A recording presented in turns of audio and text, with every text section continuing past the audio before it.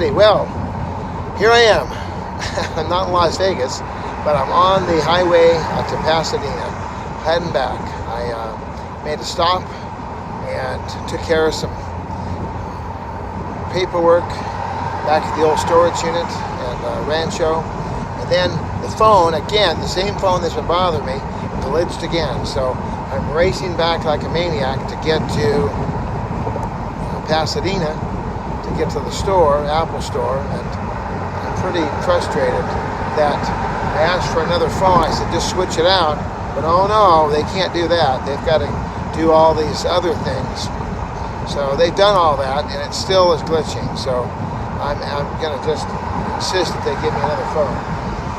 So that's what's happening. And I just heard this song, and let's see if I can pull it up here.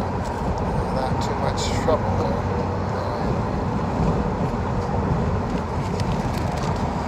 And I wish I knew what this song was about, but it says, I don't know what it is that makes me love you, so I only know I never want to let you go, 'cause you started something, can't you see, that ever since we met you've got a hold on me. So that is what Jeannie the handmaid is singing to her daughter. And of course, if you know The Handmaid's Tale, these women were kidnapped and held prisoner to repopulate the earth in this Gilead place. And the baby that she gave birth to, the mother and dad are just hateful, mean people. They're not nice people in any way. And the baby just started to just shut down, just say, I'm done, I'm out, and they were like, what do we do? What do we do? What do we do? And they brought in the doctor, and they took one of the Marthas. The Martha is basically a slave of kitchen proportions. The Marthas cook the meals and serve and clean, and they're like maids. So it's a very, very weird place, believe me. So this one Martha had been a doctor. She had been the best, or the highest level pediatrician in the country, and actually in the world in some circles. And so they brought her in, and she said, there's nothing physically wrong with this baby. This baby is absolutely perfect in every way. There's nothing. So unplug all the machines, let the baby feel warm and safe. And so Fred, she was able to get Jeannie in there to give the baby a kiss goodbye, because it looked like the baby didn't have long to live. Just, Aunt Lydia was saying, verily I say unto you, today you'll be with me in paradise. So she was writing the obituary. So the end of this show, it's called Woman's Work. It's the last one they just did here a few days ago. And Janine's a nutty gal. She was the one that was like, gave an obscene response to Aunt Lydia, and Lydia had her taken out and had her eye removed. If your eye offends you, cut it out. She literally had her eye cut out. So now she has this monster eye, but it did not hurt her spirit at all. Her spirit is still strong and healthy and awesome. So here in the end of the scene is that Janine is there, and she is singing this song. I think it's like a 50s song, maybe early 60s song. And she's singing this song to her baby, and then you see the baby, and the baby's like totally perfect. No lethargy, no throwing up, no excitement. The baby is happy and content and close and as real as you can get. And I've heard stories. I've been studying on the internet and over the wireless, and there's countless stories about babies knowing that they know that they know that they know. Babies knowing their mother and knowing if their mother is present or not. It's like mysterious, because A baby can sense if the mother is nearby. It's almost like the dogs that start barking, and you say, what in the world's going on? And you call and you talk to your husband or your wife, and they go, well, yeah, I'm 2 blocks away, and the dog is going crazy. You're like, well, the dog acts like you're home now. It's like, what?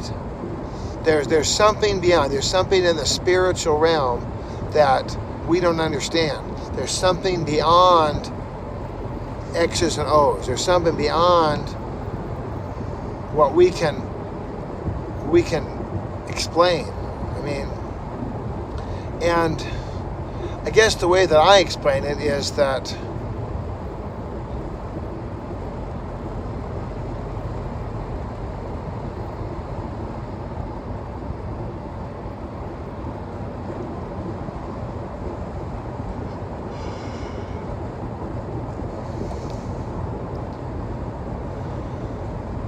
I went to the Home Depot store a couple days ago, and I had to get these plexiglass sheets that go up in the ceiling, and I had to get them installed, but they weren't standard issue. It wasn't like 43 by 32 or whatever the rectangular measurement. It wasn't like that. These are custom fit lenses. And I'd never really worked with a lens and had to trim it. I've always worked with standard lenses and a standard frame, and they're generally standard. They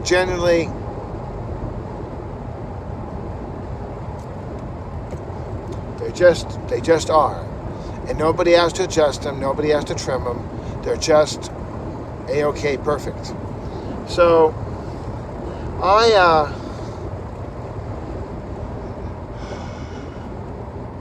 got to the store and I started playing with the glass. I mean, I found a glass that was already broken, so I thought, well, this is already broken.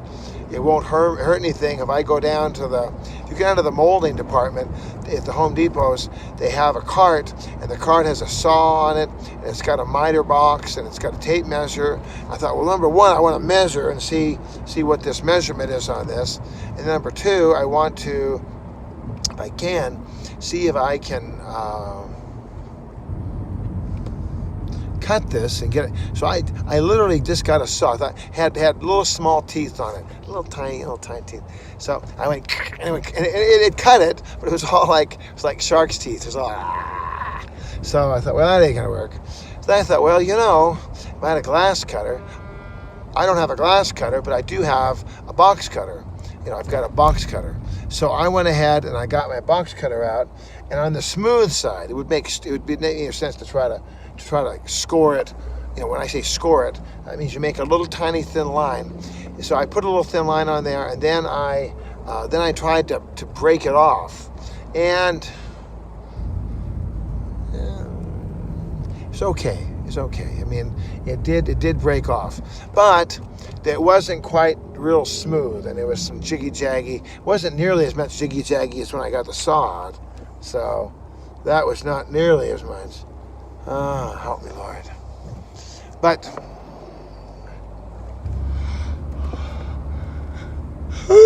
doggy. But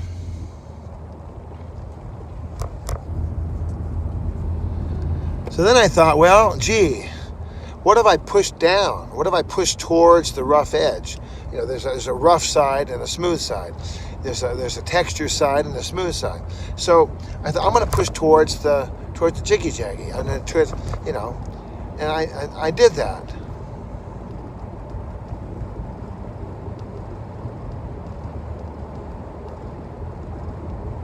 Perfect. So, and I walked away thinking, Lord, I had no idea how to do this when I walked in. But through diligence, through patience, through hard work, through doing the footwork, I was able to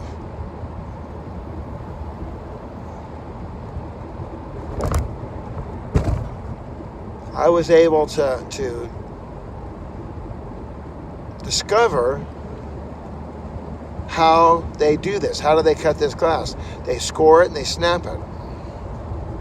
Maybe at the factory they just have a hot blade that's going, or maybe they just produce them, you know. I don't know how they do it at the factory, but I do know that old Mr. Bob, I was able to get it cut and figured out. I feel as though we just move in the Spirit. We don't have to know everything. We don't have to have every detail, every button, every zipper, every latch all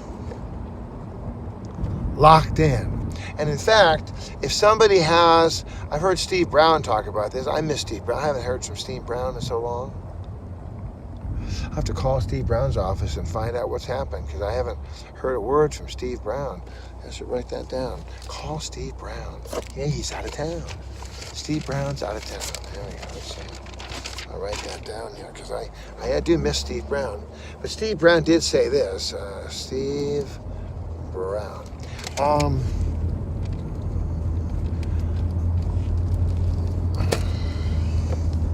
He said, if any group or person has everything neatly, we're talking about God now. If any person has everything neatly packaged, tied up, sewn up, everything is, we know.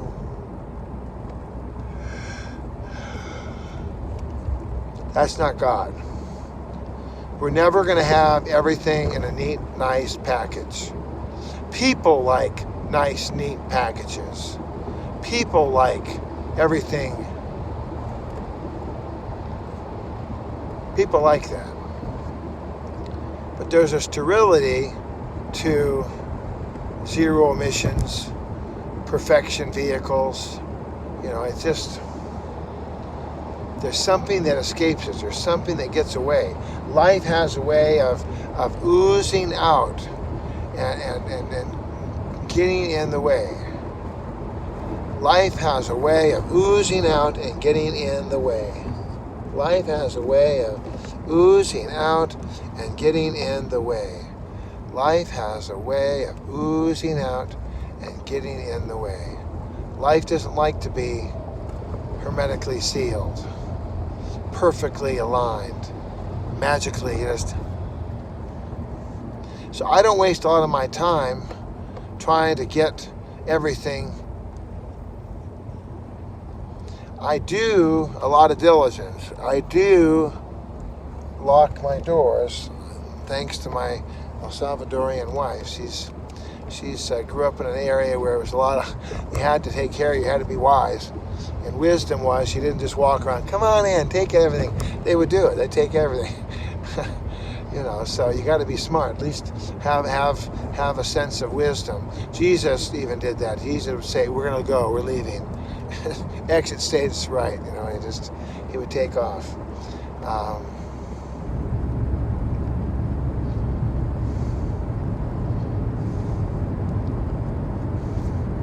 So I do diligence. I do my due diligence. I definitely am on the track. I'm definitely nose to the grindstone. Get her done. Get her done, Earl. Get her done. At the same time, I realized that, hey, I had this phone thing. This is I went in once, twice, 3 times. I went in once, twice, 3. This is like my 4th trip on the same phone, same issue.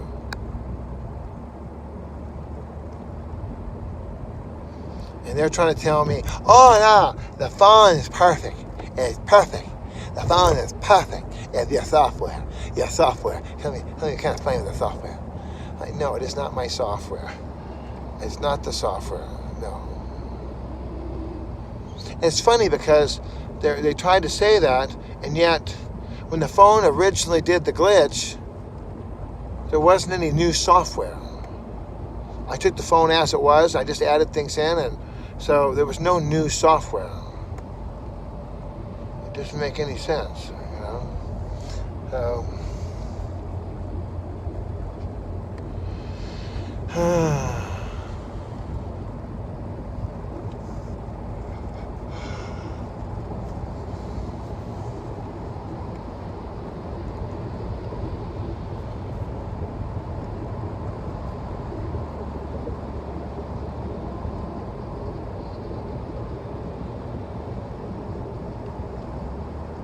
Just gonna go get look at this tooth here and see why it's.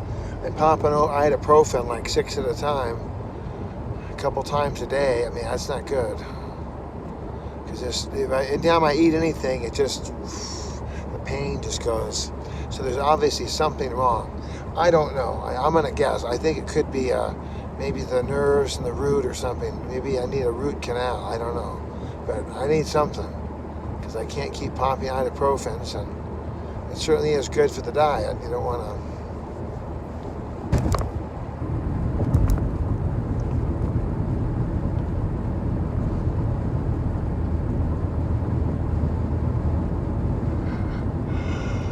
I went in today to do my responsibility. Now that I'm a transient, I have a monthly responsibility. And no, I'm not transitioning. And the fellow that I check in with, he has gotten cooler and cooler. When I first met him, he was like, "Hey, yeah, do the initials different."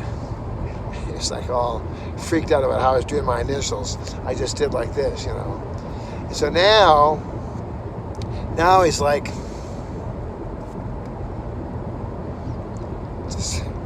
and he called me and, "Hey, I can't come in now. I get very, very nice." And I stood there this morning.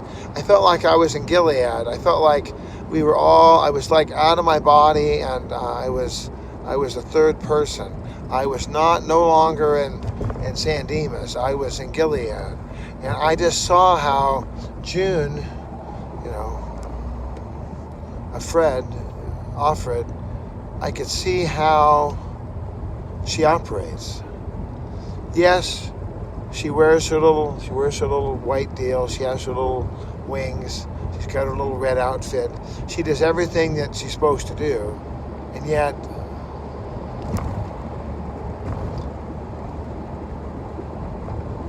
there's something deeper going on. There's something deeper going on. There's something that she's fighting. And she promised the audience, me and everybody else, she said, "I'm going to get out of here." She's going to get out. She doesn't know how, but she's like pushing against the same time. Hello. How are you? Hi, are you there? I am here, yes. Where am I? What do you mean, am I here? Where's here? Where are you? I'm in Pasadena. Why? What are you doing in Pasadena? I've got my root canal or my dental procedure I've got to do, and so that's what